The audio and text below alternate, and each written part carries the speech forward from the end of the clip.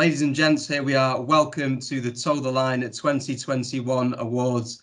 This is the ceremony where George and I from Toe the Line will be giving you all of our favourite top picks and giving awards to the fighters all through the 2021 calendar year. George, good to see you, mate. Good to see you as well, mate.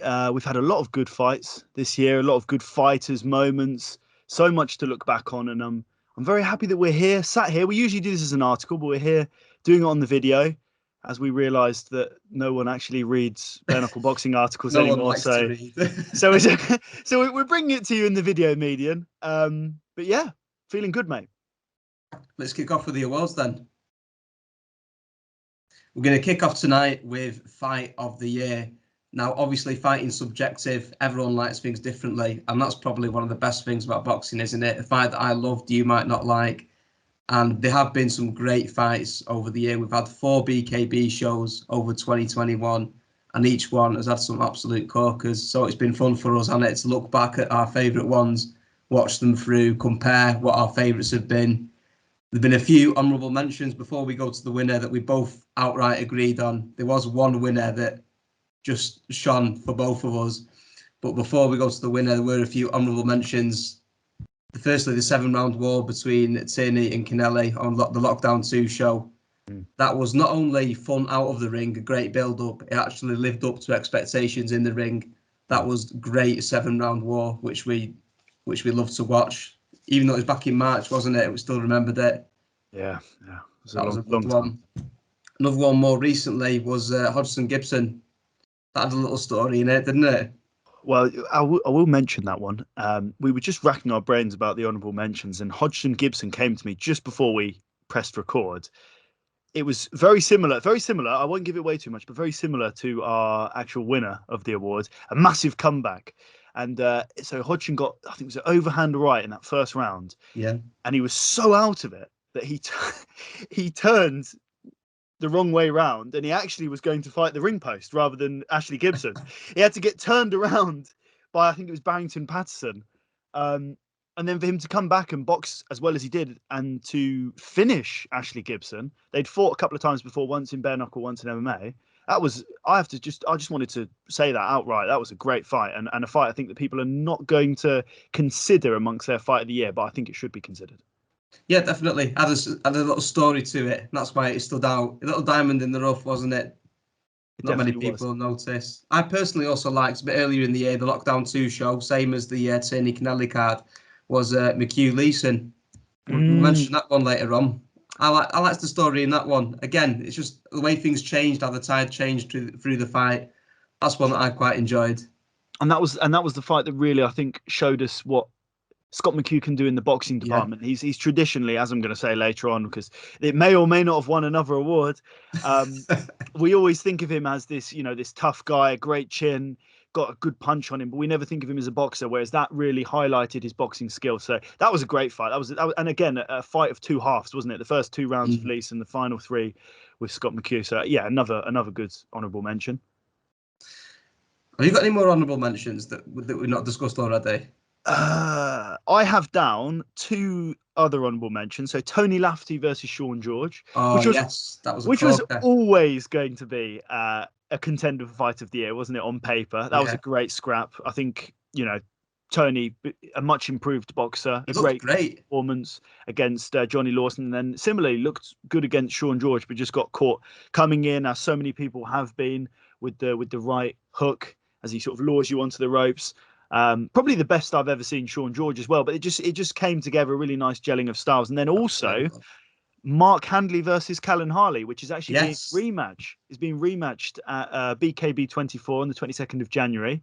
And that first fight was incredible. It had everything. It obviously was the draw, which is disappointing. I will say on camera that I actually personally thought Callan Harley won the fight. I've said that to both men. It's not a big conspiracy or anything. I think he won that fight, but I do think it was so close that I wasn't angry at a draw.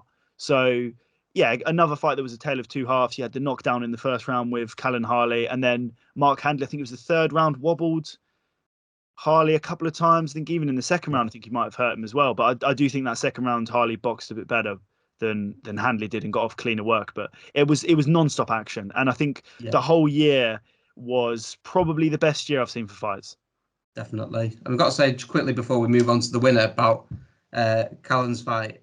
I wasn't expecting anything from that, to be honest. I thought it was going to be a bit of a just going through the motions, let's get the decision done, move on to the good fights. I was on my feet. It was unbelievable. I was bloody timekeeping, like on my feet, like, go on, just seeing the way. I mean, Callan's knee was inches from the canvas sometimes, inches from a knockdown. It was so fun. So, yeah, that's definitely one that probably the most surprising fight comparing to expectations on paper to how it actually went. That, yeah, absolute belter. So, do you want to reveal the winner, the Toe the Line winner, 2021 Fight of the Year?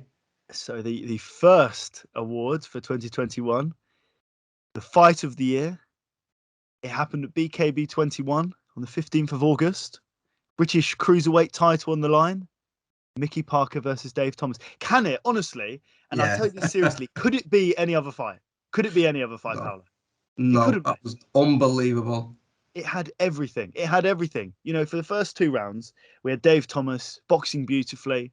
There was always that presence, as there always is with Mickey Parker, where he's coming forwards, that relentless pressure of his. There's always that threat. And that's why I like Mickey Parker. No matter what sort of fight he's in, he's always in it to win it. You know, and he was, and he's the miracle man, and he pulled it out of the bag. But those 2 rounds, we had Dave Thomas boxing beautifully. And then for some strange reason, I can't remember what it was exactly.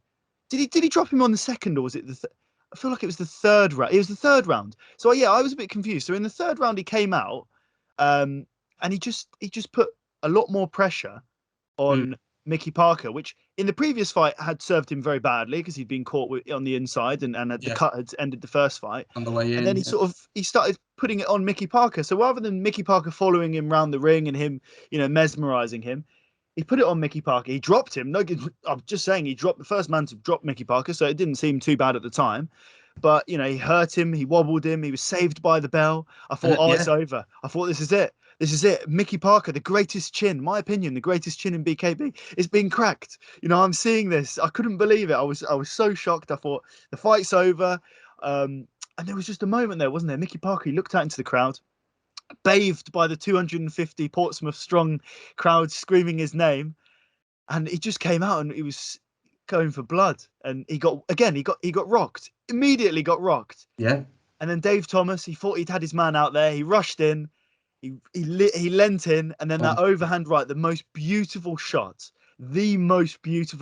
I've ever seen from Mickey Parker, from anyone in BKB, snapping the leg, unfortunately, of Dave Thomas. I can actually confirm he's back in training now. I don't know if anyone knows that. Yeah, it's looking good, isn't he? And just shocking the world. And it is the most emphatic moment in the history of the sport. I cannot think of a moment quite like it. It was polarizing. It was an incredible fight. And for me, it's a top 3 greatest fights of all time. So well deserving of Fight of the Year 2021. Got to completely agree. It was such a 3-dimensional fight. It had everything, as you said. The 2 characters going in, both very likable, and you both wanted them to do well, and they really, really put a show on. There's a tale of 2 halves. They've got a comeback out of nowhere. And that drama of seeing Mickey Parker rocks, and even at the end of the third, not the knockdown, but at the end of the third, I think you could have called a second knockdown, because the way he sort of bounced off the ropes, I reckon he would have gone down if the ropes weren't there. So definitely, you're just thinking, is this happening to Mickey Parker now? What is going on? And we know he's the miracle man, so you think, where's he going to pull it from? Yeah, where's he going to find the rabbit in the hat? And he just managed it with that shot that obviously Dave got injured from his knockdown. When Anthony Joshua got hit by Ruiz and he got concussed, he called it a punch from the gods, didn't he? So I think that was Mickey Parker found his Ruiz. He was the Ruiz to Dave Thomas's Anthony Joshua with a punch from the gods. It was just absolutely phenomenal. And another nice thing as well that made it Fight of the Year was the sportsmanship from them to each other, but also from the crowd to Dave Thomas, supporting him in his injury recovery. Yeah. So I think it showed what BKB is about. We're going to knock the shit out of each other for a few rounds. We're going to try to kill each other. We're going for blood. But at the end of it, we're all a family. Moving on from Fight of the Year, we're moving to Fighter of the Year. Fighter of 2021 by Toe the Line. There have been 4 BKB shows this year and maybe 10 fights on each card. So there's been many people to choose from. There's been a few standout names that we both agreed on. We both thought that Anthony Holmes had a cracking year. I know he's not necessarily fought on the most shows, but obviously with the title he won in the last show, great year for him. And he also fought Ryan Barrett, didn't he? Was that in the Lockdown 2 show or maybe 21? That was Lockdown 2. That was for a British title. Yeah, so he's had a good year, getting the British title and then the world, obviously.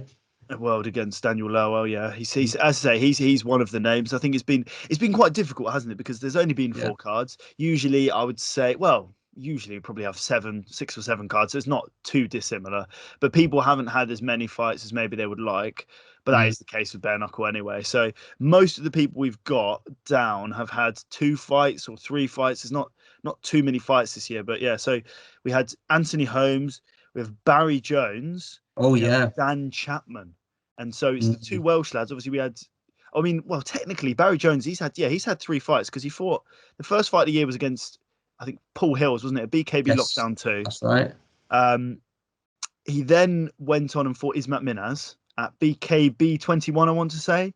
Yeah, that's right. Emphatic knockout in August in both 21. Emphatic knockouts, and then recently on the BYB 8. I want to say 8. Yeah, the crossover show we had in America. Crossover show. Knocking out Lewis Mello. So he's actually had 3 fights this year. He's knocked out everyone within 2 rounds. He's been, really, really impressive. And he's just on his way to that world title fight against Jimmy Sweeney. So I think he really, if we're talking about the guy who's secondary to our top pick, I'd say it's probably Barry Jones, maybe. Obviously, he is a world champion now. But then obviously Dan Chapman defeating Spencer and the incredible performance against Sean George, arguably the performance of the year, to retain his title. But we have come to an agreement, and do you know what? It's a bit annoying because whenever you say this fighter, everyone sort of goes, "Oh, of course it's him," because he's he's the face of the sport. We've gone for Jimmy Sweeney, haven't we, pal? Yeah, Jimmy Sweeney, Fighter of the Year 2021 by Toe the Line, and that's because of the comeback in the ring that has mirrored the comeback out of the ring has been unbelievable. I mean, if you look at the way he completely dismantled Franco, seemingly with ease, in the best performance he's seen, it's just an absolute testament to the man's recovery. So that's the main reason we went for Jimmy, didn't we, really? I think he's earned it, the way he's conquered his demons out the ring and then come back to do that in the most unreal performance I've seen. Yeah, I mean, it was the transparency, I think, this year. It's similar to when people say, who's the greatest boxer of all time? Now, if you're going off ability, you say Sugar Ray Robinson. I say Sugar Ray Robinson. But if you're going off inside and outside of the ring, you say Muhammad Ali, don't you, for all that great work. Yeah. And I think this year, arguably Jimmy, just by beating Ricardo Franco after that first fight, probably the biggest defeat of his career, coming back the way he did, I think that alone would win him Fight of the Year. But I think the transparency, the way he spoke so openly about mental health, the way he spoke about substance abuse, the death of his father, so many things went on this year. He has had a horrendous year. And the fact that he can recover from that, get back in the ring, he fought Russell Pearce at BKB Lockdown 2, just fighting was a success in itself. And then to go on and defeat Ricardo Franco, and the way he defeated Ricardo Franco, I just personally feel very blessed to be in an era where we can see fighters like Jimmy Sweeney be vulnerable and talk so openly about mental health and succeed so admirably. So for me, I couldn't give it to anyone else. I really, really believe that he's been a testament to the sport this year. Absolutely great. I mean, next year we're going to have to hope he has a boring year because he's got so many awards and so many titles. He's probably running out of space on his trophy cabinet, innit? It's just like next year, hopefully, he just beats one bum and that's it. But yeah, he just had such a good year. He needs to have a boring year next year, doesn't he? Really. I was just remembering. So last year, I believe Conor Tierney won our Fighter of the Year. Yeah, he did. Yeah. So I'm trying to think if we've done. I think this is the 3rd award ceremony, maybe 4th. I'm trying to think if he's actually ever won Fighter of the Year. So this might be his first. He definitely wins a lot of awards, but this might be his first Fighter of the Year. But then 2019, I feel like he won it as well. So, but regardless, he didn't win it last year, so he's got it this year. Well done, Jimmy. 3rd time lucky. The award we're all waiting for is Knockout of the Year. This is Toe the Line's 2021 KO of the year. Obviously, the most fun awards to probably choose, isn't it? Because we all love a good knockout, a nice highlight reel knockout. And there've been a few good ones over the year, to say the least, haven't there? Yeah, there's been. I mean, when you think of knockouts, I always think of Sean George versus Liam Cullen. I think of Conor Tierney versus James Kennelly in their first fight. But this year, we've had quite a few to add on to that list. And I mean, if we're looking at, so we've written down a couple here. I feel like we've missed some because we've only got 2 honourable mentions and a main pick. Yeah. But this year, Hobley versus Milner was the first one that came to mind. A beautiful overhand right that we've seen landed so many times. That was very scary, actually. I feel like sometimes when you see a knockout, it's quite satisfying, and then sometimes you watch a really bad knockout, and you know, and that was one of those. I felt I felt happy for Hobley, but for Milner, I felt very unhappy. And then Jones versus Minaz as well. That was, I mean, you articulated that very well in our post-fight reflection. I think you said he was the Viagra of BKB. Yeah, he's making people stiff. Absolutely stiffened him, didn't he? Starched him. Yeah, just fell like on the ropes like a zombie, didn't he? Poor Minaz. Barry Jones, he's got 2 of my honourable mentions. I liked him against Hills at Lockdown 2, and obviously against Minaz at 21. I forgot. Do you know? I completely forgot that Barry Jones knocked out Paul Hills. That was another beautiful knockout. That was a fantastic knockout, actually. And then again in 15 seconds at the American crossover. Again, I forgot. I feel like I've forgotten all about Barry Jones's year. Yeah, of course, he knocked out Lewis Mello in 15 seconds. He knocks people out too fast because he's so modest, and he just absolutely sparks people out without saying a word. You forget his fights are on because it's just like, all right, he sparks him in 3 seconds. Let's move on now. It's a bit of a formality at this point. So he just goes underrated. He's had 3 mint knockouts this year, Barry Jones. The Welsh wrecking ball is what we call him, isn't it? So he's had a mint year for KO, but he's not actually won KO of the year, has he? No, he's not won KO of the year. Despite knocking out literally everyone he's faced, pretty much, well, since the start, apart from, I think it was Mark Navarro was a cut, but it's still a TKO. He's finished everyone. Yeah. We've gone for a very different flavour. It's actually quite sad because Lerwell is often known as the knockout king, but in this circumstance, he was the victim of the best knockout of the year. It was Anthony Holmes and Daniel Lerwell at BKB 23. It was an incredible knockout. I think I just remember what shot it was. Was it straight right? Was it straight right? The first, I think it was right hook that finished it because he sort of round the side, wasn't he? But the first shot was a straight right. Was it? Right, yeah. The shot that started it all off. Yeah. So he knocked him out, and then he was sort of out on his feet. He was reaching for his mouth guard, which, I just think he just wasn't with it. And he was sort of turning away, and then he just landed the most beautiful right hook you've ever seen. And it was, again, it's another one of those where you watch it and you think, wow, it's incredible. And then instantly you think about the fighter that's on the floor. And people say that they really enjoy knockouts, and I feel like I might be too personally invested in a lot of the fights. That's the thing. But often when I see a knockout in BKB in comparison to glove boxing or MMA, I don't celebrate really. Yeah. I don't jump up and scream and shout. It's not something I've ever really done. So again, it was difficult. It was difficult to watch, but for Anthony Holmes, just an incredible shot. Yeah, definitely. As you say, I didn't like it ringside, obviously, because it's Dan who we love at Toe the Line. But the reason we went for that is because we think that out of all the amazing knockouts, the sort of more shocking knockouts, thought Dan was probably one of the more experienced, higher quality sort of resumes and experiences. Because obviously, say for example, Barry in America or Barry against Ismat, those two weren't as probably high caliber as Dan, and Dan's got such a renowned chin is what made it an even better knockout, I thought, as well. You're looking at me a bit confused there. Well, no, I was just thinking in my head, Jimmy Sweeney versus Ricardo Franco can come down as an honourable mention as well. That was maybe not a knockout. That should be knocked down of the year, because I think the fight was over from when Sweeney knocks him down. Since that, Franco was just, his body was there, but his mind wasn't. That could be punch or like knockdown of the year, but The knockout came later on. Yeah. Getting put down, I think, in the first, was it? It's the first round. It was the final 20 seconds of that first round, and he went back to his corner. I think in the that's Danny Mitchell, didn't he? Was it the 5th or the 4th round? I can't remember what round it even went to. 3rd round, I think he asked, "What is that? The end of the first?" And that they just went, "No, oh my god!" And they. Oh no, I think he asked, "Is it the 7th round now or something?" Oh, like the 7th. That's it. It was the 7th round, which is even more worrying. Anyway, it's the second, mate.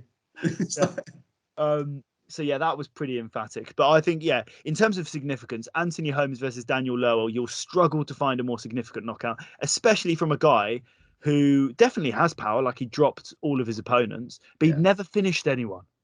That might just be the toughness of Mason Shaw and Ryan Barrett. He dropped both men, but he never finished anyone, and that's often because he doesn't rush his work. You know, when he hurts his man, he stalks them, similar to an Usyk. People say that Usyk hasn't got any power. The reason Usyk doesn't knock out as many people, you know, look at that Bellew knockout, that's horrific. But the reason he does is because he doesn't swarm you.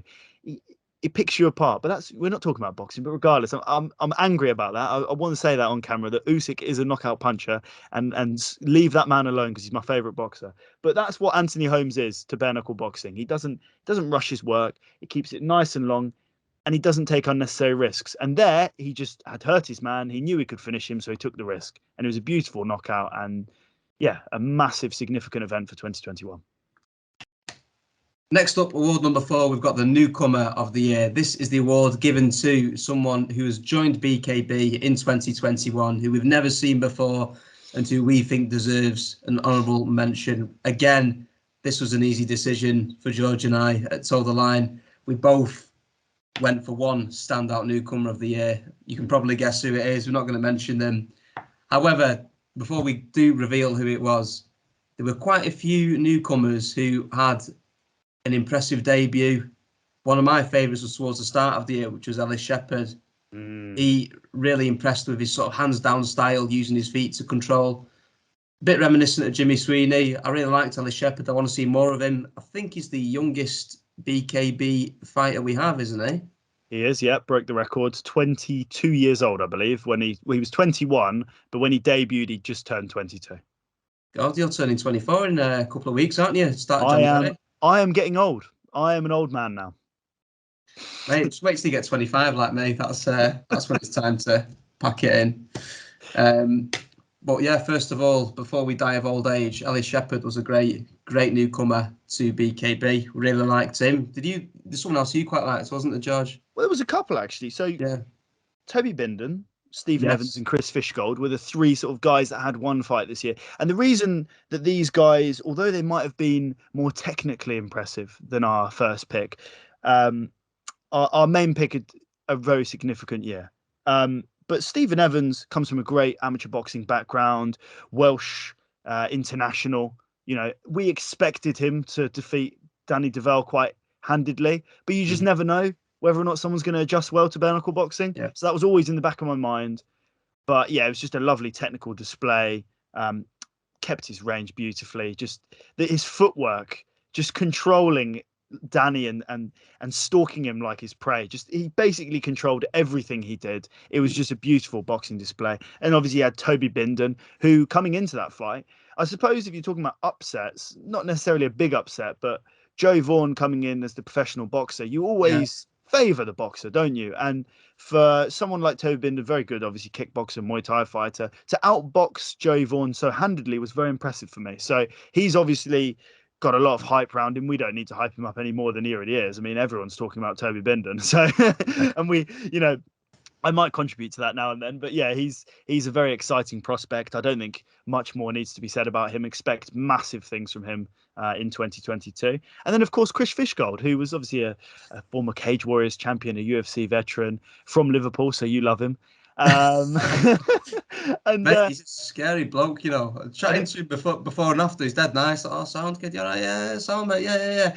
And when he got in, bloody hell, the guy's a monster, isn't he? Just like Jekyll and Hyde, out the ring. I thought, has he got the temperament for fighting? He seems a bit too chilled out, doesn't he? And when he got in there, I think he bit through his gum shield and put the ropes through, didn't he? Wreck-It Ralph, smash everything, fishy. He's a powerful, powerful man. And, Monster, isn't he? Yeah, what really scares me is the fact that that guy can fight 76, 79. He fights in the strongest divisions in BKB. Yeah. So literally everyone at those divisions, I'm sure they won't be quaking in their boots. Everyone in BKB is a hard nut, but they will have their eye on Chris Fishgold, and they will be aware that he is coming for every single title.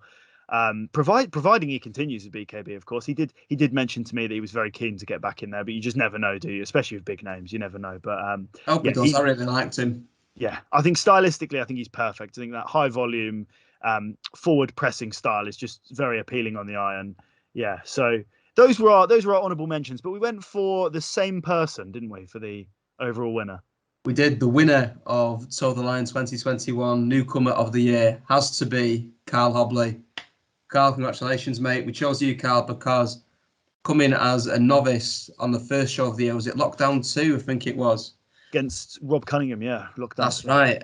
From 0 to winning 3 fights and ended up by the end of the year as a BKB world champion. What better achievement could you reach as a newcomer from novice to world champion within 1 year, less than 1 year?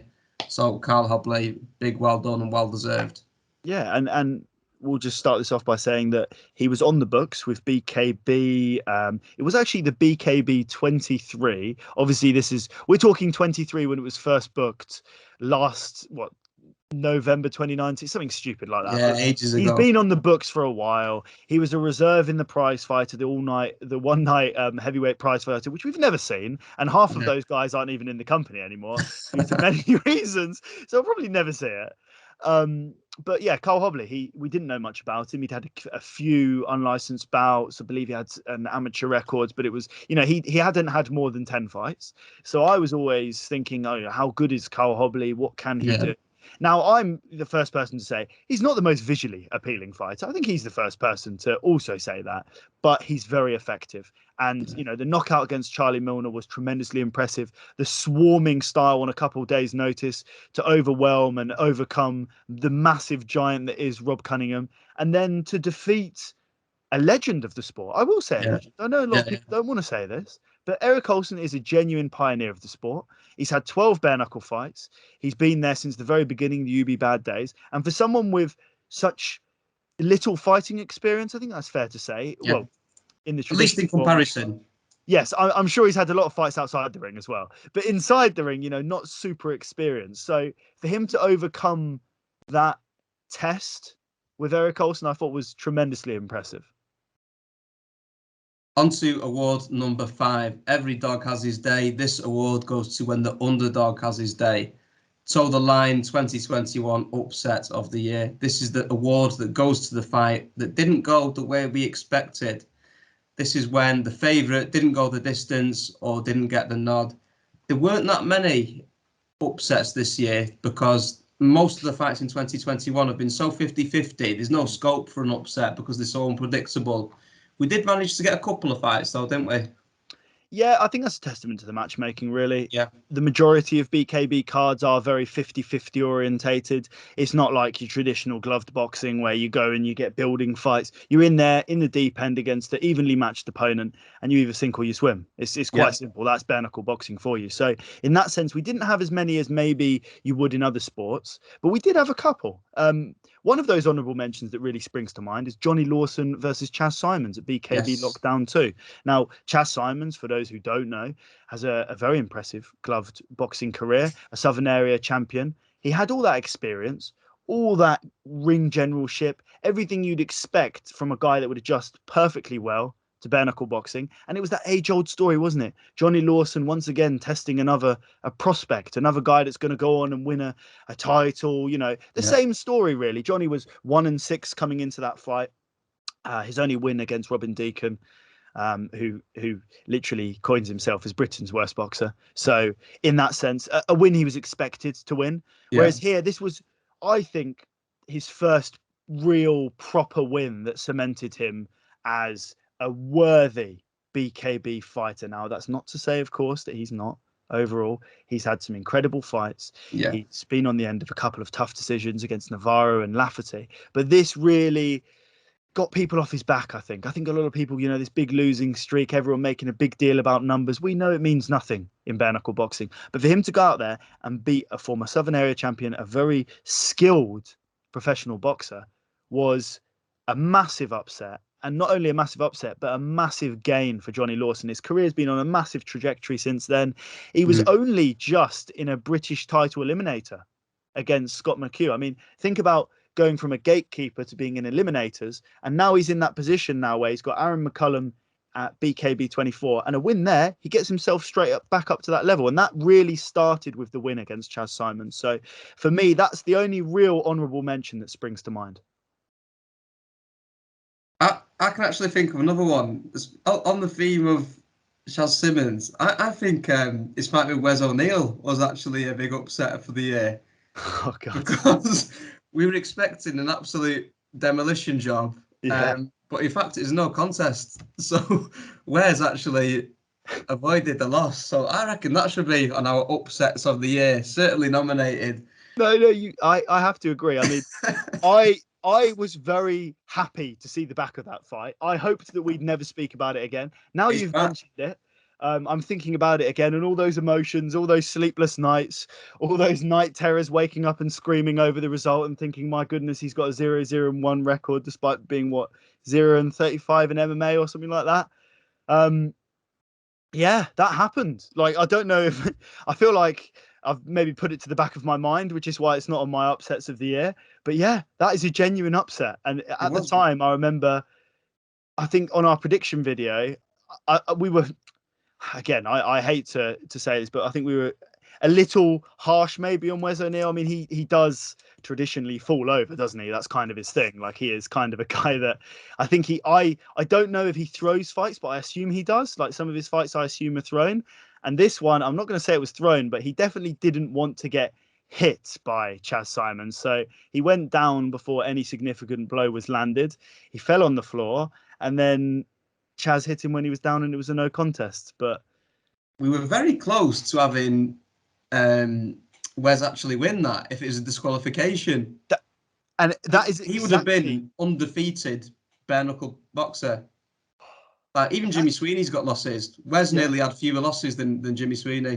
My God, that's why I saw some stuff, and look, I can understand, and I'm just going to say this because it's quite a controversial topic, so I'll discuss it on camera. I've seen Chaz Simons mention this a lot, saying, it was unfair, it was this, it was that, and he refers to a few fights. The Gavin Kura fight against Tom Doyle, which was I think BKB 22, where he hit Tom Doyle down when he was down a few times. Yeah, but the difference here was he got away with it. He got up. Yeah, he definitely, there should have been some, I can't remember if any points were taken, but definitely should have been, more stringent, the refereeing. But the difference there was Tom Doyle kept fighting. There's nothing you can do about a fighter that doesn't want to keep fighting. Wes O'Neill did not fight. He refused to fight for whatever reason. Maybe he was hurt. I'm not the person to say, but he did not fight. It really should have been a disqualification. I think the fact that it was given as a no contest was a blessing, I think, to everyone in the sport. I think that would have been the most undeserved win of all time. But I just wanted to adjust that. Obviously, I personally like Chaz Simons. I've had a great relationship with him over the years. We've had a couple of really entertaining interviews. But yeah, I wanted to mention that because I have seen it being hotly discussed. But who was our number one pick? It was Scott McHugh versus Nathan Leeson, wasn't it? Yes, our winner of Upset of the Year 2021 by toe the line was Scott McHugh beating Nathan Leeson. Now, you made a good point when we were discussing this before camera, is that even though it doesn't seem like an upset now, with the information we had at the time, it definitely was an upset. Could you just share with the viewers how we explain that? Yeah, so for people that I think watch Scott McHugh now, you see a mature boxer, you see someone that can box, you see someone that is a good fighter. I think before the Nathan Leeson fight, we didn't really see any sort of, well, not any sort of boxing skills. We didn't see the level of boxing that we expect from him now. Yeah. At the time, he was traditionally known as a guy with a great deal of athleticism, a great gas tank, very fast hands, a lot of power in his hands, a great chin, great heart. All of the sort of physical makeup you need to make a great bare-knuckle fighter, but not necessarily the technical ability. But he worked so hard, didn't he, for that fight? I mean, he put the graft in, and he came out a completely different animal. And in those first 2 rounds, Nathan Leeson definitely won them, but they were close and they were very competitive rounds. But as the fight went on, I mean, Scott McHugh just came alive. He was cutting angles like I'd never seen before. The placement was incredible. It was just such a mature performance. I remember watching it at the time and just thinking, wow, what an improvement. And for me, he is also the most improved fighter. We haven't actually given that as an award this year, but if there was a most improved fighter, it would definitely be Scott McHugh this year. Just super impressed. And just coming into the fight, and I talk about context, Nathan Leeson was 6-0-1. He's a former world champion. His only draw was against Sean George. He spent 3 years in prison. We're not going to go into that, but he spent some time into prison. And he came out, he fought Matty Piper at BKB lockdown. He was super impressive, the best we'd ever seen him.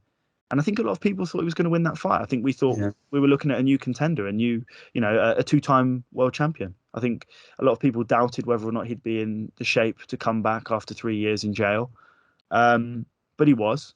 And ultimately, Scott McHugh beat a very good Nathan Leeson. So that was really the upset of the year. And one of the real feel-good moments of the year, because it was sort of a coming-of-age story, watching Scott McHugh come into his prime and become the bare-knuckle boxer that we know today.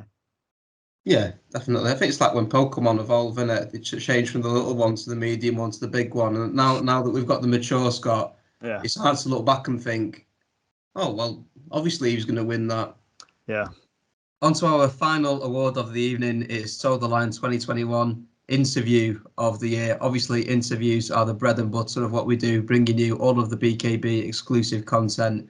And it's our relationship with the fighters that hopefully shines through and gives you the best content there is. 2 honourable mentions for me were ones that made us laugh and made us cry.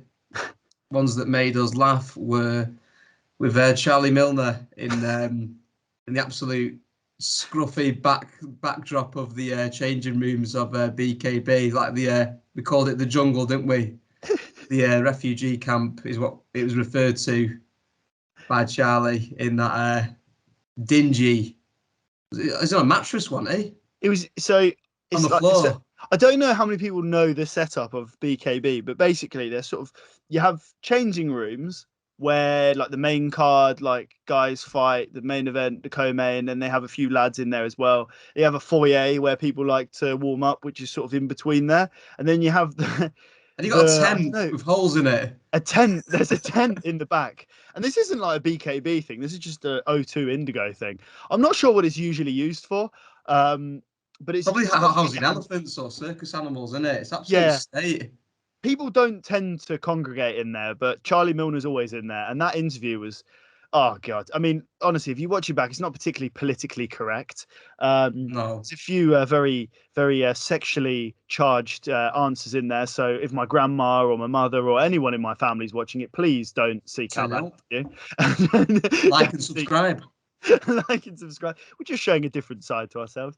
But that was very funny. And then, of course, the chili challenge, which isn't an interview, but it is a video. And I feel like if we didn't mention the chili challenge this year, we'd probably get quite an unhappy response. So the chili challenge is definitely an honourable mention. Obviously, me and Dan Chapman eating the world's hottest chili. Both of us throw up. Mine isn't like, I just want to confirm this with people because I feel like when Dan threw up, a lot of people said to me, "Oh, well done, George. You didn't throw up." No, I actually did throw up many times. If you actually watch back the video, I'm not recommending anyone watches back the video, especially if you're eating while watching this. But if you watch back that video, I'm sort of on the outside where I've taken myself away from the camera. I threw up 4 times in about 10 seconds, and as the camera's coming through, you see me throw up again, and then after that, I threw up another 3 times. And then I'm not going to mention what happened when I went to the toilet, but it wasn't great. It really wasn't great. Should we move on to the winner of Interview of the Year? Or just at least a different honourable mention? Yeah. I reckon just moving on would be fantastic, you know? Yeah, let's... actually, just before we go into the winner... Olsen Holmes. I'll finish off that very unwholesome statement with a very wholesome interview between those two. Obviously, there was a lot going into their proposed fight, which has still not happened. It's supposed to be the one title, like the old BKB 22 when it first got announced. Yeah, it's not happened. There was a few comments, and I obviously am a guy who, I don't defend Olsen. I definitely am not a stark defender of what Olsen says, but a lot of the time I can see that it's a bit tongue in cheek and it's just him trying to look for a response. But some of the stuff that he said to Anthony Holmes about his father and all that, like it went too far. And I think even Olsen kind of realized he went too far. And when they had that conference call together and they sat down and they spoke and they sort of made up after, you know, quite an intense couple of a year, I think it was quite an intense back and forth. Yeah. For me, I felt like that was a real feel good moment. It showed that Olsen isn't, you know, okay, look, Olsen is the bad guy. He plays up to that, but he's not really that bad of a guy. Like, I'm sure there's people watching this now shaking their heads, but if you get to know Erik Olsen, you realize he's actually a sound bloke. He just says some silly stuff. Some of it is, yeah, not great. And I've had to in the past sort of say, please don't speak about that in an interview. But ultimately, I felt like this was the real Olsen, the real Erik Olsen. I'm sure he's watching this right now, cringing and thinking, "Oh God, well, wish he never said that," because it sort of gives something away. But I like Erik Olsen, and I feel like that was the best representation of who he is. So that was a good interview. I enjoyed that. So who did we go for interview of the year? The winner 2021 Told the Line interview of the year. Put some cheese on it, bud. It's Sean George. Sean George ahead of his interview of his fight with Dan Chapman, where he went absolutely straight to the point, no frills, no messing about. And that was our most viewed interview ever, actually, with 11.3 thousand views on YouTube and 75 thumbs up and 32 comments. So that was the most watched video we've had, and it absolutely blew up. I remember just start of the interview asking Sean simple questions, just your standard warm-up questions, and then he went, right, do you want to talk about Chapman then? Let's just get to it. Sean's a pleasure to interview because he's just so straight to the point, and he no messing about. He says it how it is, and that, I think, was a really, really interesting interview to watch, and it really added to the atmosphere of the fight. And I like the contrast because obviously I interviewed Dan Chapman, you interviewed Sean George. We felt like the two of us interviewing each man would make for a more authentic feel. Yeah. So when I interviewed Dan Chapman, it was all, you know, respect and, you know, the traditional Dan Chapman. And then Sean George was just raw and to the point. Like, the thing that you can always say about Sean George is he's very real. Like, he says it how it is. If Sean George doesn't like you, you know he doesn't like you. If Sean George likes you, you know he likes you. Like, it's very obvious. And that's what I really respect about the guy. He's true to himself. He's authentic in and outside of the ring. And yeah, that was a chilling interview. I remember watching that and I had, you know, hairs on my hands, you know, my arms going up on the end. And I thought, this is going to be a great fight. And some people didn't think it was a great fight. No, I loved it. But I loved it. And I think the fact that we had those interviews and that bit of tension coming into it really played into the narrative. So I think that's a deserved winner of Interview of the Year. Ladies and gents, they were our 2021 Told the Line awards. Let us know in the comments if you agreed or disagreed with our picks, or if there are any honourable mentions that we missed out. Just before we go, we want to say a big thank you for 2021. This has been Told the Line's best year. And in fact, in numbers, our YouTube subscribers have gone from 451 to 936, which is double what we had at the start of the year. On the 1st of January, we have more than doubled our subscribers, and that's all down to you. So a big thank you from me and George, because we really are grateful. No, honestly, guys, like this sort of started off as a passion project in my bedroom in like 20 not involving me. Just in I think May 2019, and I created a little WordPress blog. I remember submitting. I think initially it was supposed to be like BKFC, BKB, all that, and it changed. It changed over time. I put something on a BKB fan page, like the top 10 MMA fighters that should become bare-knuckle fighters. Yeah, and people really like responded to it and had fighters messaging me, and I was like, wow, this is incredible. And I realized that being in Britain, the best place to get the content was BKB, so we partnered with them. We started up this YouTube channel. I think 2 years ago, something like that, and we're really close to 1,000 subscribers, which allows us to monetize our content, providing YouTube allows us to monetize our content. I assume we've got the watch hours, we'll have the subscribers soon. I assume our content isn't horrendous. I mean, maybe they'll. Hopefully, they don't watch the Eric Olsen interviews. That might stop us from earning the £5.50 a year that YouTube is offering us. But no, generally, guys, really appreciative of everyone that comes and subscribes and shares the content.